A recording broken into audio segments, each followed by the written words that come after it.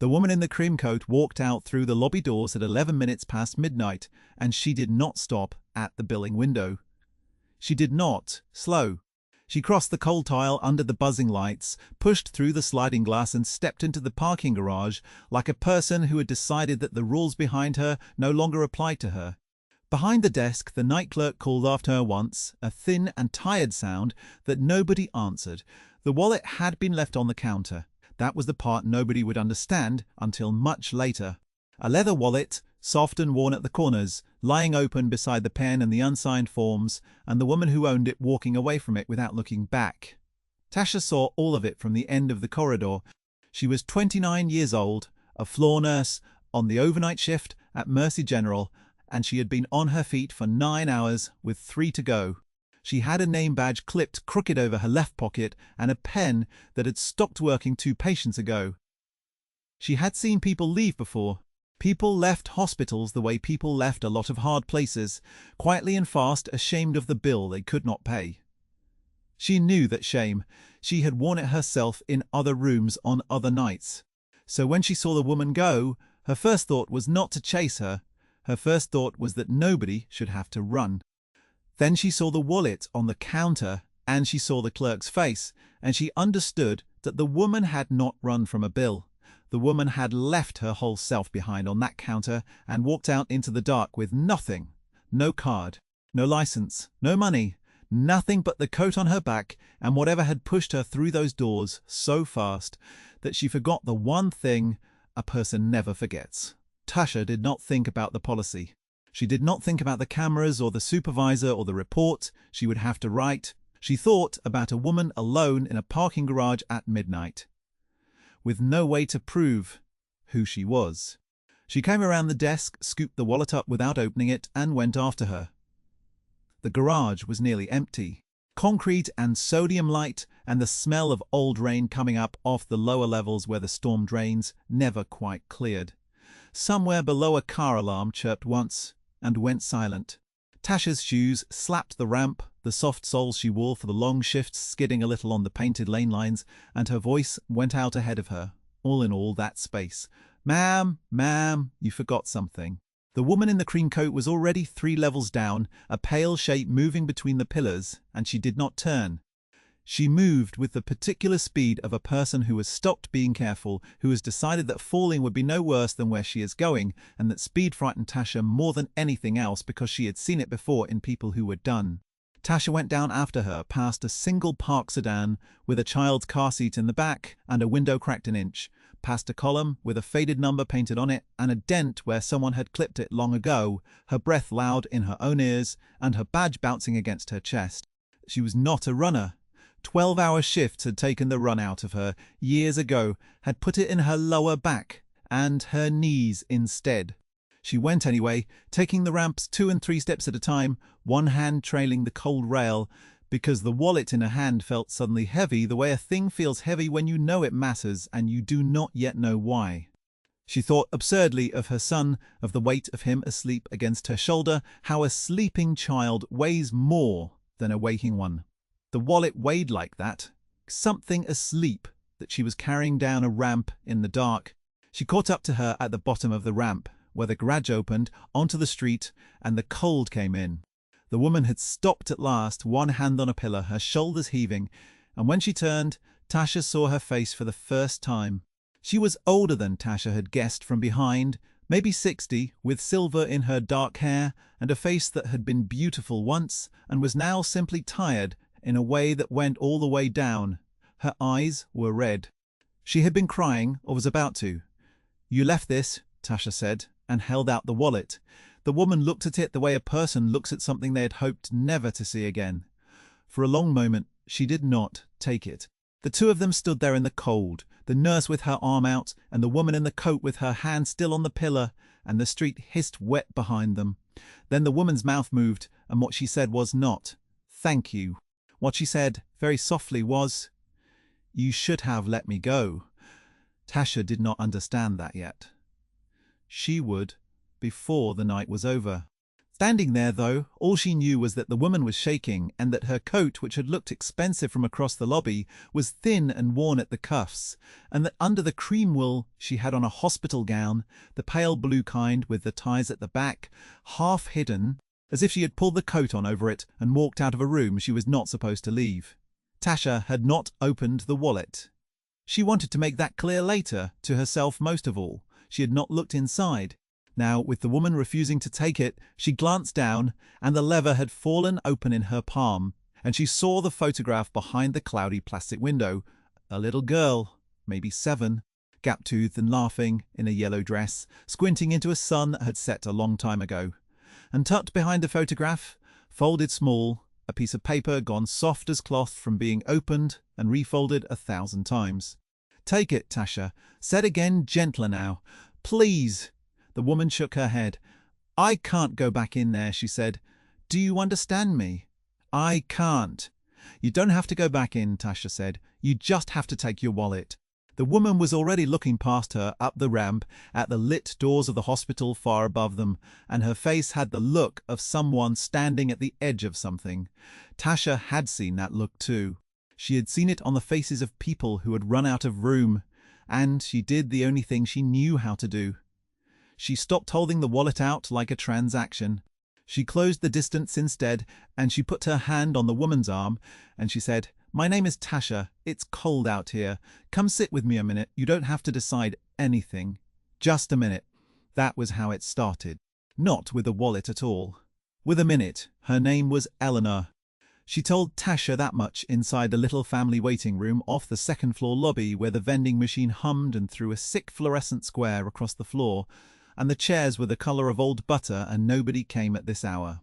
Tasha had walked her back up not as a patient, but as a person.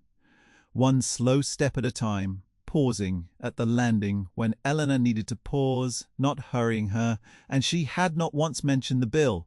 She got 2 cups of bad coffee from the machine, the kind that came out too hot and tasted like the cup, and she pressed one into Eleanor's hands and folded the cold fingers around it. She sat down across from her in the butter-colored chairs, close enough to reach but not so close as to crowd, and she waited. Nurses learn to wait. The body tells the truth, eventually, if you give it room. You learn it on the overnight especially, where there is nothing to do with the long middle hours, but sit beside people in the worst night of their lives and let the silence do its slow work. And Eleanor, with the coffee warming her hands and the cream coat still buttoned to her throat, the blue hospital gown showing at the collar where she had not been able to hide it, finally began to talk. She had walked out, she said, because she had $1,100 to her name, and the room she had just left cost more than that. For a single night. She said the number flatly. The way a person says a number they have turned over so many times it has worn smooth. $1,100. She had come in 3 days ago with chest pains that turned out to be her heart, finally telling her what her life had been doing to it for years, the long, slow cost of going without coming due all at once. They had wanted to keep her. They had wanted to run more tests, a stress test in the morning, a monitor overnight. Words she had heard and translated instantly into dollars the way a tired person translates everything into the one currency that is always short. And she had lain in that bed, doing the only math she knew, the math of a woman who had been doing this same subtraction for a very long time, rent minus medicine, groceries minus the light bill, and she had understood that every hour she stayed put her deeper into a hole she would never climb out of. So she had waited until the floor went quiet and the night nurse made her rounds and moved on, and she had pulled her coat on over the gown with the ties still knotted at her back, and she had left. She had not even taken her wallet on purpose, she admitted, almost smiling at the strangeness of it. She had simply forgotten it, the way you forget things when your whole body is screaming at you to get out of a place, and only halfway across the lobby had she felt the lightness at her hip where it should have been, and she had decided in that moment that she did not want it back. That leaving it behind felt right. That was the part she could not explain. Tasha listened. She did not say the things people say. She did not tell Eleanor it would be all right because she did not know that, and Eleanor would have known she did not know. She just listened, and somewhere in the listening, she found herself reaching for the small thread that had been bothering her since the garage. "The little girl," she said, "in the photo. Is that your daughter?" And Eleanor's face did something complicated, and she set the coffee down, and she was quiet for so long that Tasha thought she had asked the wrong thing. Then Eleanor said, "That was my granddaughter. Her name was Rosie." And the past tense sat between them in the little room like a third person, and Tasha understood that she had walked, without meaning to, straight into the middle of the thing. She did not push. She let Eleanor come to it in her own time, and over the next half hour, in pieces, the story came. Rosie had been 7 when she got sick, a bad sickness, the kind that empties a family out from the inside. Eleanor had been raising her since Rosie's mother, Eleanor's own daughter, had not been able to. There had been treatments in hospitals and a long fight, and at the end of that fight Rosie had not made it, and that had been 4 years ago, and Eleanor had been alone in the world ever since. The folded paper in the wallet, she said, was a list. Rosie had made it in her hospital bed near the end, when she could not do much else, a list of all the things she wanted her grandmother to do. After get a dog, learn to swim. Be nice to yourself, Grandma. Things a child writes when a child is trying to take care of the people she is about to leave. Eleanor had carried that list for 4 years and had not done a single thing on it. "I keep it so I don't forget her," Eleanor said, "and I keep it so I never forgive myself, both at the same time." Does that make sense? It made a terrible kind of sense. Tasha sat with it. She thought about her own son, asleep right now at her sister's apartment across town, 4 years old and warm and breathing. And she thought about how a person carries a child even when the child is gone, and she had to look away for a second so Eleanor would not see her face. That was when the doors at the end of the hall opened and a man in a rumpled coat came through them at a near run, and everything Tasha thought she understood about the night turned over. He was looking for Eleanor. That much was instantly clear. He came down the hall, scanning the rooms, and when he saw her through the glass of the little waiting room, his whole body sagged with relief, and then immediately tightened again with something harder. He pushed in. He was maybe 60 himself, broad and tired, in an expensive overcoat thrown on over what looked like pajamas. And his face, when he looked at Eleanor, was the face of a man who had been afraid for hours. "Mom," he said. "Mom, what were you thinking?" Eleanor closed her eyes. The man's name was David, and he was Eleanor's son, and he had gotten the call an hour ago that his mother had left the hospital against medical advice, and he had driven across the city in the dark with his heart in his throat, looking for her. He was angry, the way only frightened people are. He started in on her right there, his voice low and shaking, about the cost. "The cost is not the point. Why didn't you call me? I would have handled the cost. I have always handled the cost." And Eleanor sat with her eyes closed and took it, and Tasha watched and began slowly to understand that she was missing something, because the man in the expensive coat talking about handling the cost did not match the woman with $1,100 who had run from a bill. It was Tasha who stopped him. She did not mean to insert herself. David's voice was rising and Eleanor was shrinking, and Tasha had spent her whole career standing between frightened people and the ones who loved them too loudly. So she stood up and she said quietly, "She's had a hard night. Maybe sit down." And David turned to look at her, really look at her, for the first time, and something in his face changed. He looked at her name badge. He looked at her tired eyes and her crooked badge and the 2 cups of vending machine coffee on the table. And he looked at his mother, calm now in a way she had not been on the phone, and he understood that this stranger in scrubs had walked his mother back from somewhere. And the anger went out of him all at once, the way air goes out of something, and he sat down heavily in the butter-colored chair and put his face in his hands. "You found her," he said, into his palms. "You're the one who found her." "She forgot her wallet," Tasha said. "I just brought it back." David lifted his head. He looked at the wallet, which was sitting on the table now, between the coffees where Eleanor had finally set it down. And he looked at it for a long moment, and then he laughed, a broken and astonished sound, and he said, "You don't know." do. You really don't know." Tasha said she didn't know what. And David told her. He told her, while Eleanor sat with her eyes down and her hands folded, the thing that turned the whole night over a second time. The wallet. The worn leather wallet she had carried up from the garage without opening, the one with the photo of a gap-toothed girl and a folded list inside. David had given it to his mother 11 years ago. He had bought it for her with his first real paycheck, the first money he had ever made that felt like more than survival, because his mother had carried him and his brothers through a childhood. She had paid for 1 shift at a time, 2 jobs, and then 3. A woman who had cleaned other people's buildings at night so her sons could sleep in a bed she did not always know how she would keep. David had grown up to do well, better than well. And he had bought his mother a soft leather wallet and put the first thing he ever earned inside it and told her it would never be empty again as long as he was breathing. "She has money," David said. "She has more than enough. I make sure of it. She will not touch it." Tasha looked at Eleanor, and Eleanor did not deny it. "Every month," David said, his voice cracking, "I put it where she can reach it, and every month it sits there.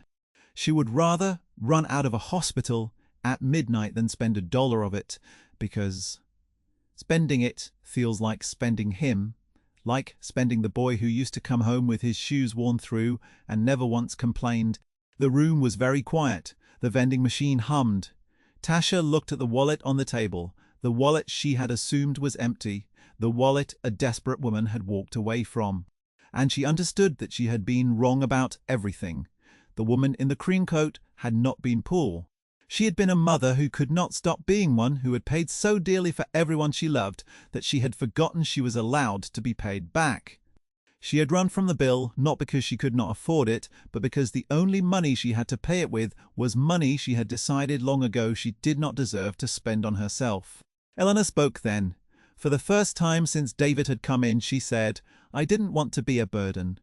And David made a sound like he had been hit. "Mom," he said, "you were never, not once, not for 1 single day." Tasha sat very still and let them have the moment. This was not hers. She had only carried a wallet up a ramp. Eleanor reached out and took her hand, the nurse's hand, the one that had held the leather wallet, and she said, "You should have let me go." And then she said, "I'm so glad you didn't." And both of those things were true, and Tasha held on. She did not know yet that this was the beginning of something. She thought it was the end of a long, strange night. The kind of thing that happened on the overnight and stayed on the overnight, a story she would tell her sister over breakfast and then file away. She walked Eleanor back to her room herself. She took the floor charge into letting Eleanor stay the rest of the night without a fight about the AMA paperwork. She found David a chair that reclined and a blanket that did not smell too much like the supply closet. And at 4 in the morning, when the floor went quiet again, she sat down at the nurse's station and finally let herself feel the whole weight of it, the granddaughter named Rosie, and the list of things undone, and the wallet that was full of the one thing its owner could not bring herself to use. What Tasha did not know, what she had no way of knowing, was who David was. She found out 3 days later, and she found out by accident. Eleanor stayed those 3 days, and her heart settled, and the test came back, as well as such tests ever do, and on the morning she was discharged for real, David came to collect her. Tasha was there. She had traded shifts to be there, though she told herself it was a coincidence, told herself she had only swapped with Dana because Dana wanted the Friday, and not because she had found herself thinking about the woman in the cream coat at odd hours in the grocery line at her son's bedside, wondering how she was sleeping. And as David signed the last of the papers at the window where his mother had refused to sign 3 nights before, the same window, the same pen on its little beaded chain, Tasha glanced at the name on the form, and she stopped, because she knew that name. Everyone in that hospital knew that name. It was carved into the stone over the main entrance. It was on the lanyards and the letterhead and the little brass plaque by the elevators. It was on the wing where the children were treated, the wing with the bright painted walls and the fish tank in the lobby.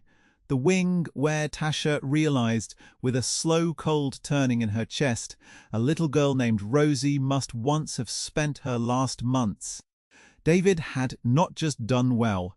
David had built the children's wing of Mercy General. He had built it after his niece died in it. He had taken the worst thing that had ever happened to his family and turned it into a place with soft floors and a fish tank so that other families might have a gentler room to lose someone in, or God willing, a room to not lose them in at all, and he had never once told a soul on that floor who he was. Tasha looked at him, this rumpled, tired man in the expensive coat, and he caught her looking, and he understood that she had seen the name, and he gave her a small, sad smile and put a finger to his lips. "Not for the reason you think," he said quietly, so Eleanor would not hear. "I don't hide it to be humble. I hide it because the moment people know, they treat my mother like a donation instead of a person. And she has been treated like a thing her whole life. I will not let this place do it too." And Tasha, who had treated Eleanor like a person from the first cold minute in the garage, who had not known, and could not have known, felt the truth of what she had done settle into her quietly. She had given Eleanor the one thing all the money in that full leather wallet could not buy. She had chased her not because she was a debtor, but because she was a human being alone in the dark. She had sat with her, not to recover a bill, but to keep her company. And she had done it for nothing, expecting nothing, the way Eleanor herself had once cleaned buildings at night for sons who slept in bed she fought to keep. David asked her to coffee, real coffee, the week after. Not the vending machine kind. He said his mother wanted to thank her properly, and Tasha almost said no, because she did not want to be thanked, because being thanked would turn the thing she had done into a transaction, and she could not stand that. She went anyway, because Eleanor asked, and because she had come to care about the woman in the cream coat in a way she did not fully understand. They met at a diner near the hospital, the kind with red vinyl booths gone soft and cracked at the seams and honey-coloured light from the window and coffee that came in heavy white mugs a person could warm both hands around. A radio played low behind the counter, something old. Eleanor looked better. There was colour in her face that had not been there in the garage, and the red was gone from her eyes. She had been sleeping, she said, for the first time in longer than she could remember, sleeping the way a person sleeps when they have finally been caught. And she had brought, Tasha saw, the wallet set on the table between them, like an old friend invited along. Over eggs that nobody much ate, the yolks going cold and bright on the plates, Eleanor told Tasha more about Rosie. The good parts this time, the way she laughed with her whole body, the way she bossed the nurses and named the IV pole and demanded the window seat. The yellow dress in the photograph that she had worn until it fell apart and then cried to give up. David told Tasha about the buildings he had cleaned alongside his mother as a teenager before things turned. The office towers downtown. They had gone into at 10 at night and come out of at 4 in the morning, his mother teaching him to do a thing all the way, even when no one would ever see it. Especially when no one would ever see it. He told her about the night he had handed her the wallet, how he had wrapped it badly in newspaper because he did not know how to wrap a gift, and how she had cried and told him it was too much, and how he had said, the thing he still believed, that nothing was too much for the woman who had given them everything. And Eleanor sat through the telling with her eyes shining and her hand resting on the wallet, not arguing this time, just letting her son say it, which was his own small thing, finished. And then Eleanor did a thing that Tasha did not see coming. She took the folded paper out of the wallet, Rosie's list, soft as cloth, and she unfolded it on the table with hands that shook only a little. And she turned it so Tasha could read it. The crayon had faded, but the words were still there. A child's careful letters. Get a dog. Learn to swim. Plant something. Call your sister. Be nice to yourself, Grandma. And at the bottom, in letters bigger than the rest, as if Rosie had pressed hard to make sure it would last, help somebody the way you helped me. I never did any of it, Eleanor said. For 4 years I carried this, and I never did one thing on it. I thought doing them would mean letting her go. I thought if I just held still and held on, she would still be a little bit here. And then a stranger chased me down a parking ramp in the middle of the night to give me back a wallet I had thrown away on purpose. And I sat in that ugly little room and I realized I had been doing the last one wrong the whole time. The last one isn't something you carry, it's something you do. Tasha did not trust her voice, so she did not use it. Eleanor folded the list back up and put it away. "I'm going to do them now," she said. "I'm going to learn to swim at 60 years old and probably drown. And David is going to roll his eyes and pay for swimming lessons, and I'm going to let him, because that's on the list too, in a way. Being nice to myself, letting the people who love me love me." And she looked at Tasha across the heavy white mugs and said, "And the last one, the big one. Help somebody the way you help me. I want to do that one with you." It took Tasha a moment to understand what she meant, what Eleanor and David had decided in the days while Eleanor's heart settled and they talked late into the nights, the way a family talks when it has remembered how was this. There were people in that hospital every single night who did exactly what Eleanor had done. People who ran.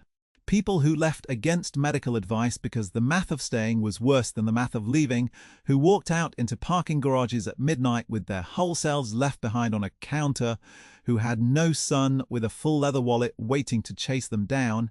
The hospital had a fund for such people, a small and overstretched and quietly desperate fund, and it ran dry by the middle of every month. David had the means to change that. He had always had the means.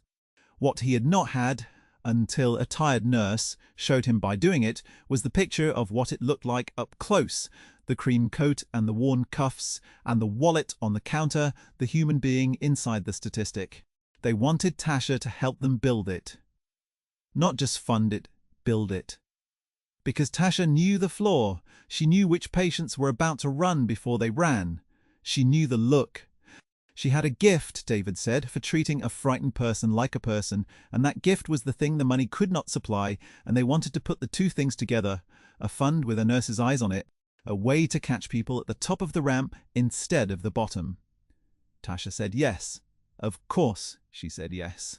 What she remembered most after was not the offer.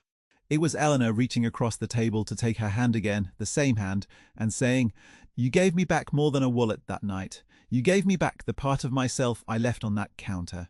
And I would like to spend the rest of my life giving that back to people with you, if you'll let me." The fund became real over the following year. They named it after Rosie. The Rosie Fund, a quiet line in the hospital's accounts that never ran dry now, that paid the impossible bills of people who would otherwise run, that let a single mother stay for the test that caught the thing early, that let an old man keep his dignity and his hospital bracelet at the same time. There was the woman with 2 jobs and no insurance who had been about to leave before a biopsy, who stayed because of the fund and learned the lump was nothing, and who came back a month later just to sit in the lobby and cry with relief. There was the father who had been sleeping in the family waiting room, rather than admit he could not pay for the chair, until Tasha found him at 2 in the morning and sat down beside him and told him there was a thing now. A quiet thing, but would handle it. Tasha cut her floor hours and took on a new role nobody had ever had before, a role that did not have a name at first and then had Rosie's, walking the overnight, watching for the look, sitting in butter-coloured rooms with frightened people at midnight, telling them, "You don't have to decide anything, just a minute." She got good at the minute. She learned that the minute was not about the money at all, that the money came later and quietly, that what the minute did was tell a person they were still a person, that someone had seen them at the worst hour and not looked away. The minute, it turned out, was most of it. The money only finished what the minute began. Eleanor learned to swim. She did not drown. She got a dog, a graceless brown mutt named Buddy, who was afraid of the vacuum and loved her without condition and slept across her feet every night. She planted a garden on David's patio, tomatoes mostly. In pots she filled herself with bagged soil she insisted on carrying, though her son tried to take it from her, and she grew tomatoes. She gave away to neighbours she had not spoken to in years, leaving them on doorsteps in paper bags without a note. She called her sister, and the two of them, who had not spoken in 6 years over a thing neither could quite remember the start of, talked for 3 hours that first call, and then every Sunday after. She did every single thing on the list, slowly, over the course of that year, and as she did them, Tasha watched the tiredness go out of her face. Not the age, but the tiredness, the bone-deep kind that had been there in the garage, and she watched it be replaced by something Tasha could only call lightness. The lightness of a person who has finally set down a weight she had mistaken for love. And the wallet. The soft leather wallet that started all of it. Eleanor still carried it, still kept Rosie's photo behind the cloudy plastic and the folded list tucked behind. She spent from it now, though. She let herself. The first thing she ever bought with David's money, she told Tasha once laughing, was a pair of swimming goggles. Purple ones, the ugliest she could find, because Rosie would have picked the ugliest ones, and somewhere her granddaughter was laughing at the sight of her grandmother in purple goggles at the deep end. She spent it on the dog. She spent it on tomato seeds and on swimming lessons and on a coat that actually kept the cold out, and every dollar she spent was a small act of letting herself be loved, which was the hardest thing on the whole list, and the thing Rosie, with the wisdom of a child who knew she was leaving, had known her grandmother would struggle with most. Tasha kept working the overnight. She kept catching people at the top of the ramp. And on the hard nights, the ones where she was too late, where someone got all the way to the bottom and out the doors and into the dark before anyone saw the look, she would think about the woman in the cream coat and the wallet on the counter and the strange grace of a forgotten thing that had made her chase a stranger into the cold. She had thought that first night that she was returning something. She understood now that she had been given something instead. The whole shape of the rest of her life handed to her across a leather counter at 11 minutes past midnight by a woman who had been trying to disappear. There is a thing people say that kindness comes back to you. Tasha had never quite believed it, because she had given a lot of kindness in her life to a world that did not always seem to be keeping track. She came to believe a quieter version of it. Not that kindness comes back.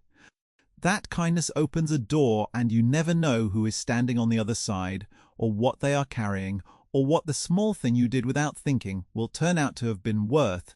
She had not chased Eleanor for a reward. She had chased her because a person should not be alone in a parking garage at midnight. And the reward had come anyway, not as money, never as money, but as a granddaughter's list finally finished, and a fund that did not run dry, and an old woman in purple goggles, and a friendship that lasted the rest of both their lives. Eleanor lived another 9 years, good years. She was there when Tasha's son started school, and there at his 8th grade graduation, sitting in the front row was David, clapping too loud. She taught the boy to swim. She gave him Buddy's puppy when Buddy finally got too old, a graceless brown thing the boy named Midnight, without knowing the word, held anything for his mother. And when Eleanor died, peacefully, in a bed in the wing her son had built, with her family around her, she left Tasha the wallet. The soft leather wallet, worn now nearly through at the corners. Inside it was Rosie's photograph and the folded list and a new piece of paper Eleanor had added at the bottom in her own shaking hand. It said, "Tasha, you chased me. Now go chase the next one." And under that, the date of a night 11 minutes past midnight, the night a nurse had carried a wallet down a ramp, not knowing it was full, not knowing it was the beginning, not knowing anything at all except that somebody was running and somebody should not have to run alone. Tasha kept it. She kept it the way Eleanor had kept it, but not to never forgive herself. She kept it to remember. And on the overnight, when the floor went quiet and somebody pushed through the lobby doors too fast, she would put her hand in her pocket and feel the worn leather, and she would go after them, every time, because that was the list now, the only thing written on it that mattered. Chase the next one. Sit with them a minute. Tell them they don't have to decide anything, and give them back the part of themselves they left on the counter, whether the world ever knew their name or not.